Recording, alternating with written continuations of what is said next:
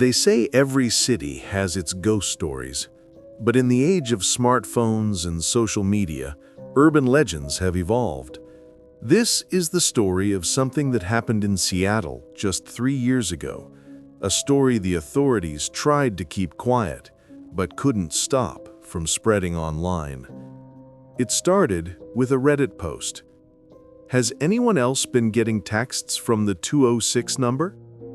The user, Throwaway Seattle 2022, explained that for the past week, they had been receiving strange text messages from an unknown Seattle area code. The messages were simple. Too simple. Are you home? I can see your light is on. Why won't you answer the door? At first, they thought it was a prank. They blocked the number, but the texts kept coming from different numbers, all with the 206 area code. Always the same questions, always between 2 and 3 a.m. The Reddit post got dozens of replies within hours. Turns out, Throwaway Seattle 2022 wasn't alone. At least 30 people in the Seattle metro area had been receiving identical messages. Same time window, same questions, different numbers each time. The Seattle Police Department issued a statement calling it a spam campaign and advised residents to ignore the messages. But then the disappearances started. Throwaway Seattle 2022 stopped posting after that first thread. Their account went dark. According to a follow-up post from their roommate, they hadn't come home one night. Their phone was found in their apartment, plugged in and charging. The screen showed one final text message, sent at 2:47 a.m.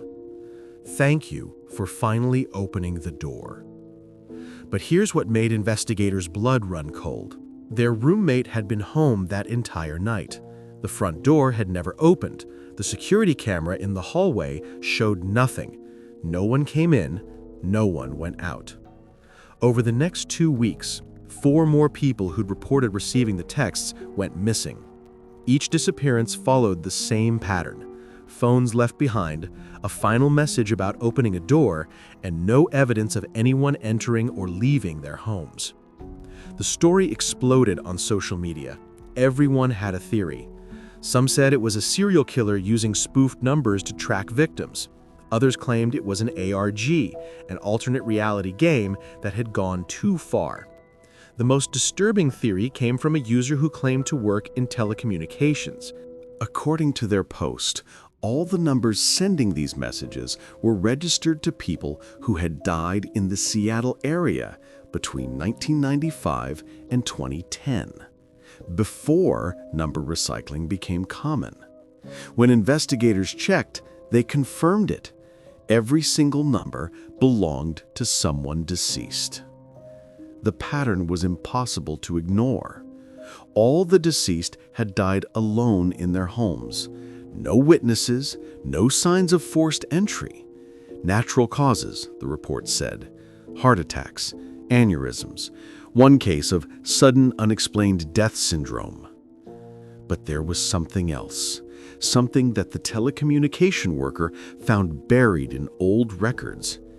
Every one of those deceased individuals had made a 911 call the night they died. The calls lasted less than 5 seconds before disconnecting. The recordings were corrupted, but audio experts managed to recover fragments. What they heard was always the same. 3 words whispered in terror. Something's at the door. The texts stopped as suddenly as they'd started. No more messages, no more disappearances. The 5 missing people were never found. The Seattle PD closed the investigation, attributing the disappearances to unrelated incidents. The story faded from the news cycle, but it lived on online. If you search for Seattle 206 texts today, you'll find hundreds of archived posts, conspiracy videos, and deep dive threads. Most people have moved on, convinced it was either an elaborate hoax or that the police knew more than they were saying. But last month, something new appeared.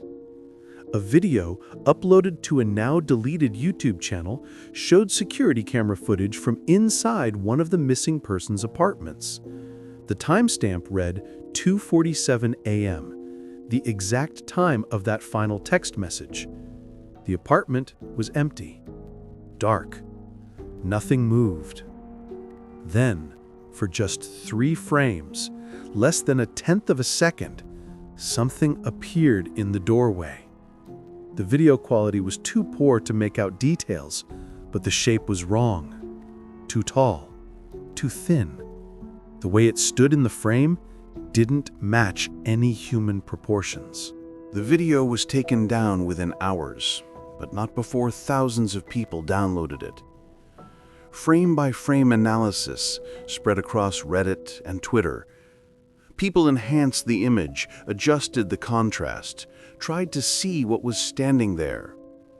They shouldn't have looked so closely, because in those enhanced images, you could see something that made people delete the files and swear off the story entirely. In the darkness behind that impossible figure, there were more shapes, dozens of them, all standing perfectly still, all facing the camera. And in the furthest corner of the frame, barely visible even with enhancement, 5 figures sat on the floor. Their faces were turned down, illuminated by the glow of smartphone screens. The video uploader's account was traced to an IP address in Seattle. When police performed a wellness check on the residence, they found an empty apartment. The front door was unlocked. Inside, on the kitchen counter, they found a phone. It had one unread message, sent at 2:47 a.m. that morning. Thank you for finally opening the door. So the next time your phone buzzes at 2 a.m. with a text from an unknown number, think twice before you read it. And whatever you do, no matter what the message says, don't get up to check your door. Because some questions aren't meant to be answered, and some visitors should never be let in. If you enjoyed this story, don't forget to like, subscribe, and hit that notification bell for more spine-chilling urban legends.